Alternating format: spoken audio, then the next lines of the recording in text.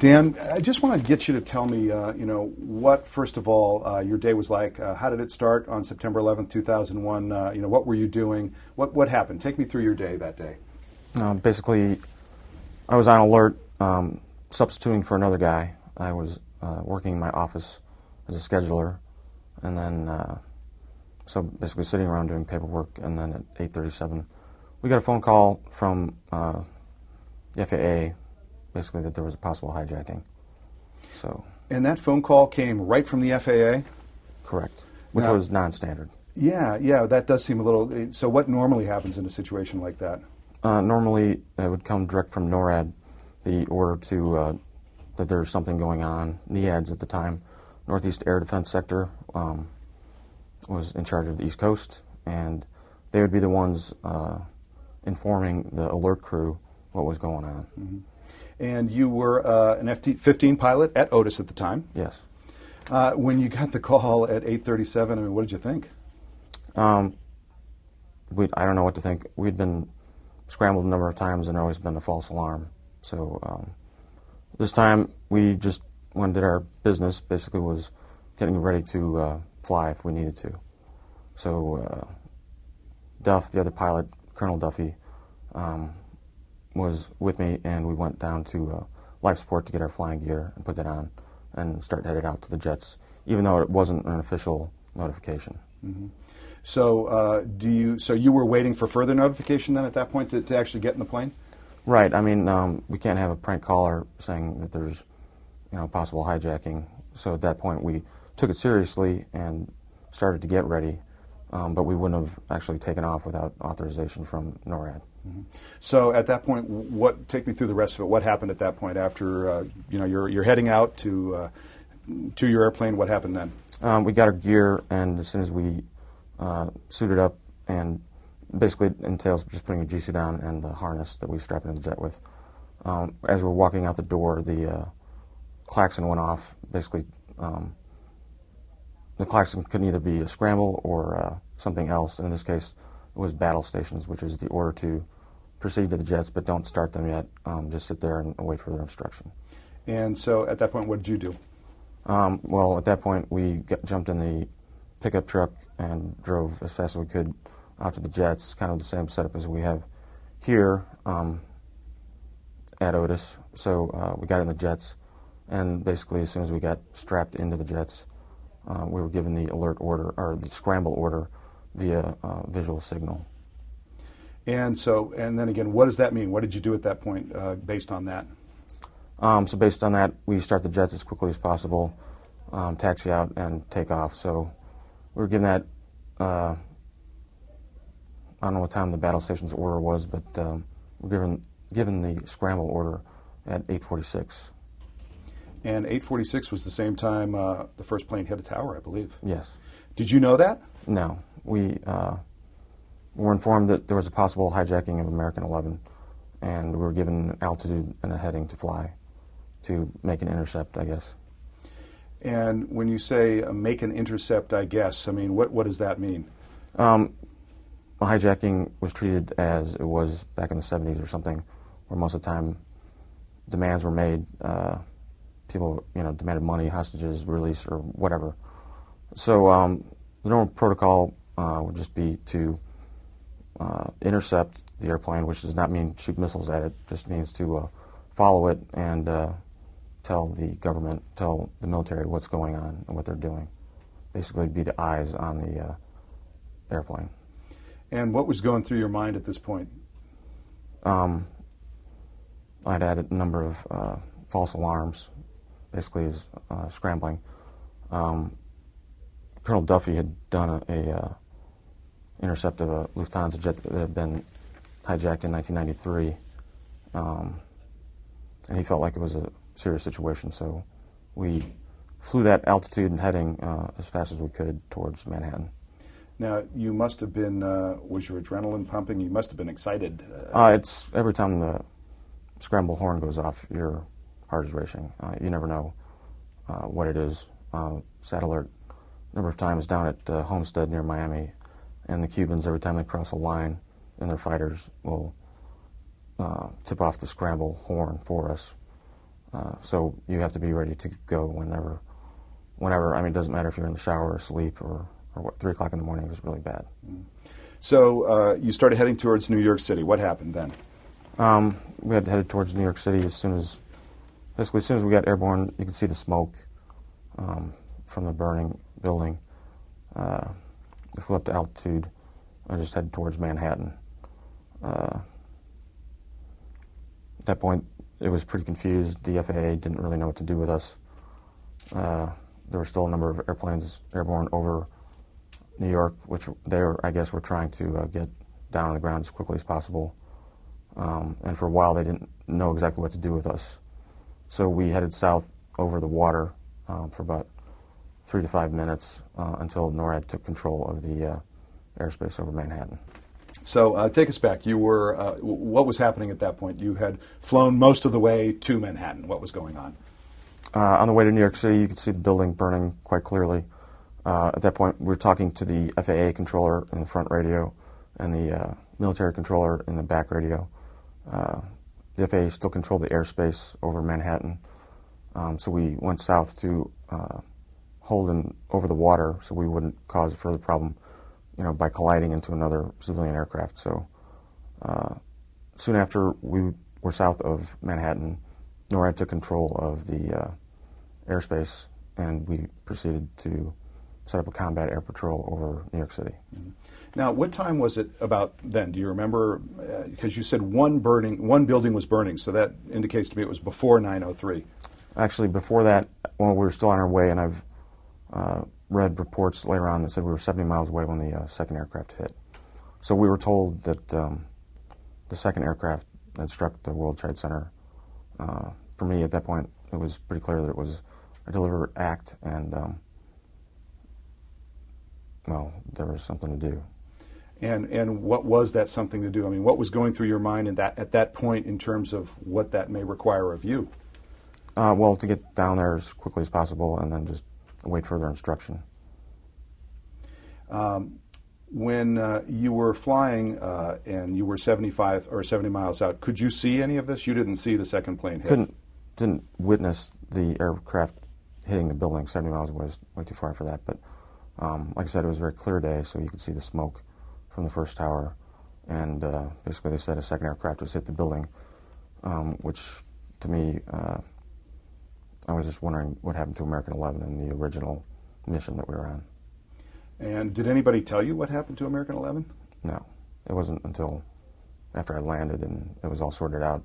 I mean, I think from news reports I've seen that they didn't know where exactly American 11 went for quite a while. Mm. Now, were you getting, I read an account, and I think it was a newspaper account, where you basically said people watching CNN were getting better information than we were in the air. Oh, totally. I mean, we had a certain task to do, which was basically to protect, first of all, from further attacks, but then in general just to steer away small aircraft and helicopters or people who are just curious and stuff like that to make sure that there wasn't like a midair over New York City. Were you ever told, Dan, at any point that you should be prepared to shoot down a civilian aircraft? We're talking in 2 radios, so at one point one of the controllers said, if we get any more of these, you'll have to shoot it down. From voice recognition, it sounded to me like it was the civilian controller, but it wasn't the military controller that had been controlling us. Would that have been enough for you if you had seen another airplane at that point? That's pure speculation, and I wouldn't go there. We have very strict procedures for engaging anything, but especially a civilian aircraft takes a lot. So were you at any point ever given a military order that it would be okay or that rule would be engaged? I'm not sure exactly how this works, but were you at any point told by the military that you should be prepared to shoot down a civilian aircraft? No. No. Now, do you think you'd ever be able to do something like that if you were given the order? Yes, I'll do. I mean, I'll follow a lawful order. I could see the result of the first 2. Obviously, we have procedures for making sure it is a lawful order and from the right source. So given that, unfortunately, yes, I could. Now, did you ever think that day, was any of that going through your mind that day? Of course. It was obvious that planes were being used as weapons, and we would do what needed to be done. But nobody in the military during that morning told you that you should be prepared, or that it was okay to shoot down a civilian aircraft? No. Now, did you know anybody later on that was in either the airplanes or in either of the buildings? Unfortunately, no. Yeah. There were several other pilots. There were also part-timers and airline pilots that knew the air crews and such in the airplanes. All right, so at that point then you were flying around New York, and what was happening then? The buildings were burning? The buildings were burning. Our biggest task was to escort those civilian airplanes away, like I said, and basically, look for other threats. And did you see anything that appeared to be a threat? No, there was a pair of helicopters from New Jersey that weren't talking to us, and since they had a UHF radio, we didn't assume they were hostile or friendly, but our job was just to identify them and see what they were doing. What were they, news helicopters? They were New Jersey Army Guard helicopters that were trying to help. So at that point, these buildings are burning, and what could you see over New York? Well, obviously the smoke and the debris and stuff. To me, it looked like most New York had shut down as far as the traffic in most of the city. See people walking across the bridges. All the air traffic at Kennedy had stopped. I actually witnessed airplanes taxiing back from preparing for takeoff. I don't know, to me it looked like it had kind of stopped. Obviously there was a lot of activity going on around the towers themselves. Did you have any sense at any time, including around that time, that this was a day that was a part of history and a day that would live in infamy? It was, like I said, obvious to me as soon as they said a second airplane that had hit the World Trade Center that it was a deliberate act. And what was going through my mind was I thought there would be a lot more people killed than there were. Did you think that there might be more airplanes? I was prepared for anything. Did you ever know about the plane that hit the Pentagon while you were in the air? While we were in there, we were told that we're having problems like this down in Washington. So, like I said, it was apparent that it was a deliberate act and that we were being attacked, and I thought it was basically the start of World War III. Mm-hmm. The start of World War III. Mm-hmm. Did you know anything about the fourth plane, the Flight 93? Were you ever told about that? No, we only learned about that watching the news later on that day. You know, there are still people out there, despite the 9/11 Commission and despite a movie and you know what was seen, there are still people who think that plane was shot down by an American member of the American military. Mm-hmm. Well, it wasn't. So the people on that airplane prevented another attack. I wonder what were you ever told where that airplane was eventually headed? Just from the news reports and stuff, that sounded like it was going into Congress or some other target down in Washington. Mm-hmm. Now, I know you talked to the 9/11 Commission, right? Yes. Did they get it right as far as their report later? I'm just going to stay in my lane and talk about what I know about. Yeah. As far as your lane and their interpretation of your lane, did they get that right? Yes. I mean, basically, it didn't really matter. If we would have been scrambled as soon as they had turned the airplane south, I turned off all the transponder and stopped talking to everybody and just followed the Hudson down towards Manhattan. If we had been scrambled at that point, we would have followed it, talked to NEADS, the Northeast Air Defense Sector, and described as they plowed into the towers. But we would not have been given authorization to shoot anything down. And again, you think that's something, if you were given authorization to do it, you could have done it? Yes, I mean, with a lawful order and properly authenticated, it's what we've been trained to do, and it'd be a horrible thing, obviously. Yeah. Now, when you got back, you talked to your partner while you were in the air. Mm-hmm. What kinds of things were you guys talking about? It was basically just doing our job. There had been a tanker for the training mission south of Long Island, which we borrowed so we could have the gas needed, because we'd flown down there supersonic, and afterburn burns a lot of gas that way. So with that, we wouldn't have been able to stay on station without that tanker.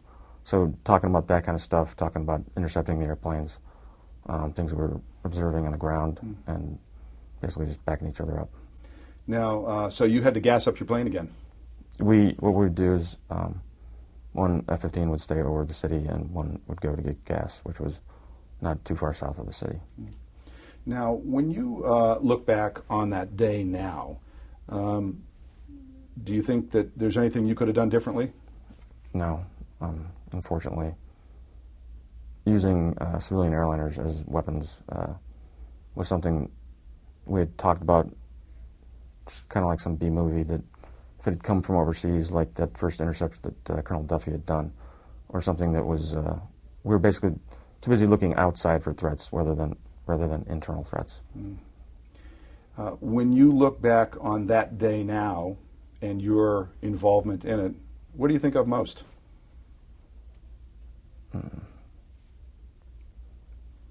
When you go back, I mean, you've got a 10th anniversary coming up. Everybody replays the tape of moments and things that happen. What do you remember most? I remember the entire day, the towers collapsing, not expecting that would happen. I mean, I didn't really conceive that the towers could fall down like that. Did you see the towers falling down? No, for the first one we were pointed away from the towers east over Kennedy. When we turned back around, Lower Manhattan was just covered in dust and smoke, and I actually thought it was some sort of different attack. And then for the second tower, we were in a tighter formation directly overhead when it just kind of fell away. I wasn't looking down at it at the time. I was looking on my radar for something else. And then at what point did you realize that second tower had fallen? Almost immediately after Colonel Duffy said that the other tower had collapsed, and then looked down to see what was happening. What were you thinking then? Like I said, I thought there were 30,000 people that were killed. And it must have been, it's always got to be a different feeling to be above it all in an airplane. That's one thing about whether it's combat overseas or that horrible day, you are kind of detached from it. I mean, we were busy, we had a lot of stuff to do, we were doing our jobs, so, but you are kind of detached from what's going on. You can't hear what's going on. It's not like you're watching the news even, sitting on your couch at home. Does that make it easier to compartmentalize what you do and what is happening outside your airplane? Definitely, and we're trained, and they look for people who can compartmentalize stuff so that you can continue to do your job even though there's horrible things happening. Yeah. Did your involvement, did 9/11 change you in any way, Dan?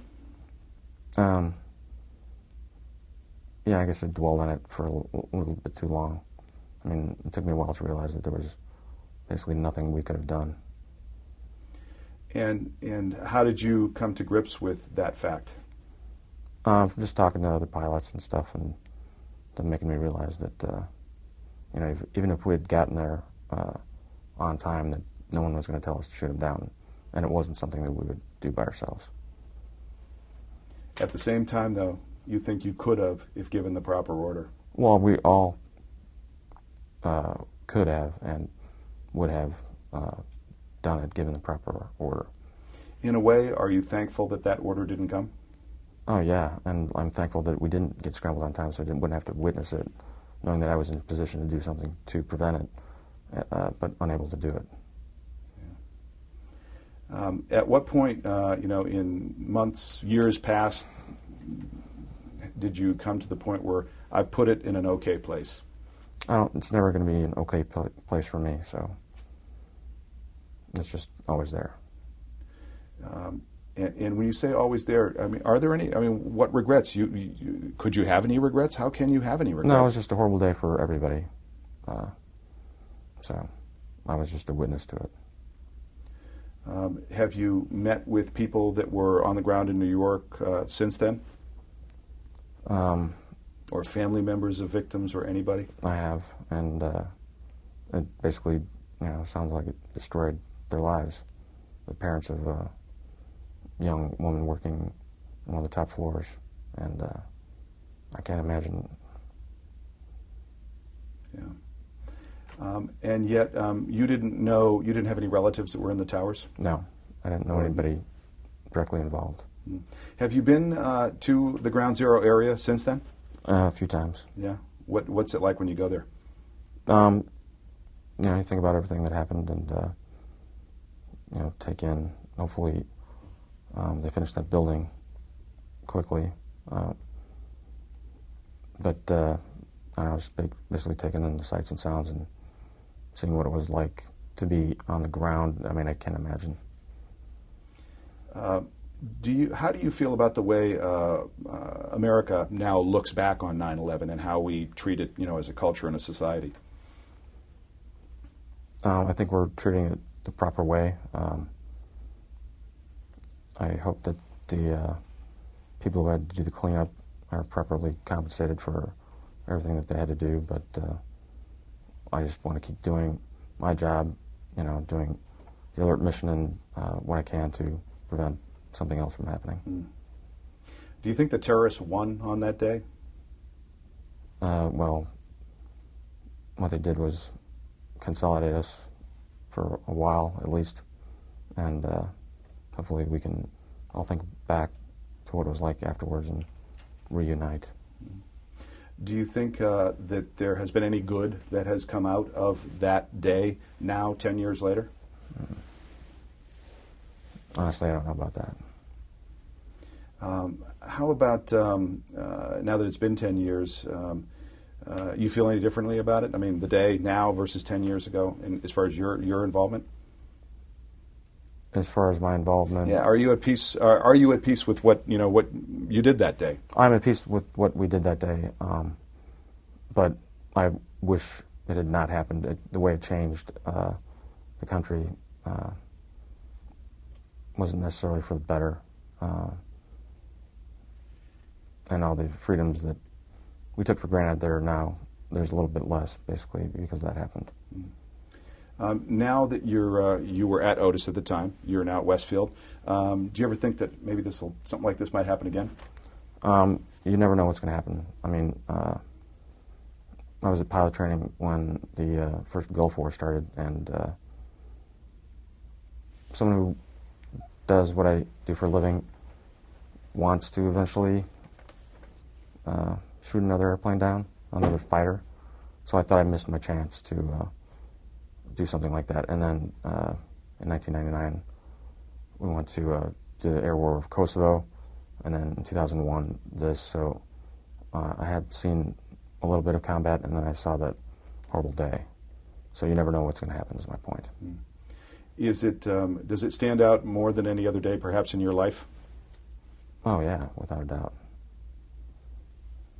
And standing out, I mean, how for you does it stand out the most? What do you remember the most about it? Like I said, just the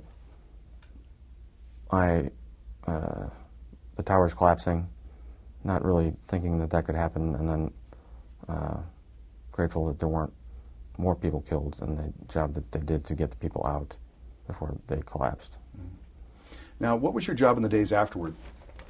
In the days afterward, we started doing random combat air patrols over cities and basically a 24/7 air patrol over New York. I mean, that was after the fact.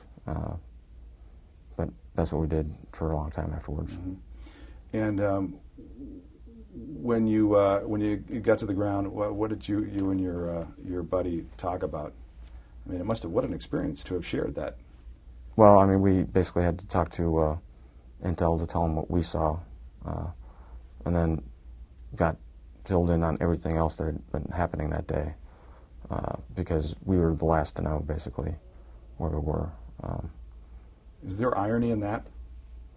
I guess. I mean, like I said, I was the one who was witnessing it from a different viewpoint, so I don't know if it would have mattered to what we were doing if we were told everything that was going on. We were too busy doing our job. Mm-hmm. And you feel like you did your job that day? Yes. You must have been. Were you surprised when you learned the full details of what was happening on the ground when you landed? No, because they had, like I said, we were there over Manhattan, and we're told that they were having similar problems down in Washington. So, to me, like I said, I thought the whole country was attacked, and we were. And as you look back, you say you're still a little troubled by it. I mean, what could you have done differently? You could have done anything. I'm not troubled by what we did, but I don't know. It was just a bad day. It was. And now, how are you going to observe that day, or are you? I'm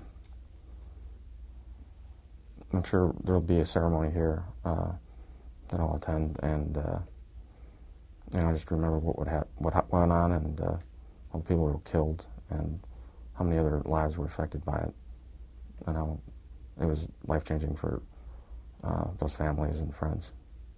And life-changing for you, do you think? Yes. And in what way more than any other? I don't know.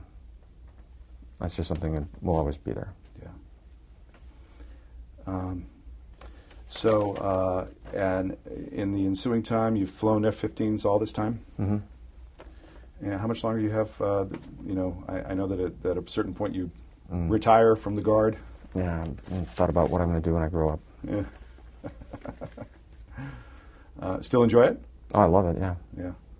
I want to get at least 3,000 hours in the jet. How many do you have so far? Like 26 or 27. Oh, so you're almost there. Yeah. Yeah. But I'll fly till I'm 55 if they let me. Mm. Well, that means you've got plenty of time to get those 300 or 400 hours. Yeah. Is there anything else that, about that day that you've never really, a detail that sprung up that you remembered now from that time, that day, that you've never talked about before? No, I mean, I said, went over it a lot in my own head. Had to talk to the 9/11 Commission, done several interviews, and even looked back at the tapes. And now you pretty much have the story. Yeah. From our point of view.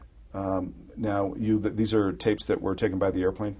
Right. We always record our training missions, and then in combat, if you're going to shoot another enemy fighter, you want to make sure that it was a hostile and you did everything correctly, and they, of course, want the evidence that you did that. Mm-hmm.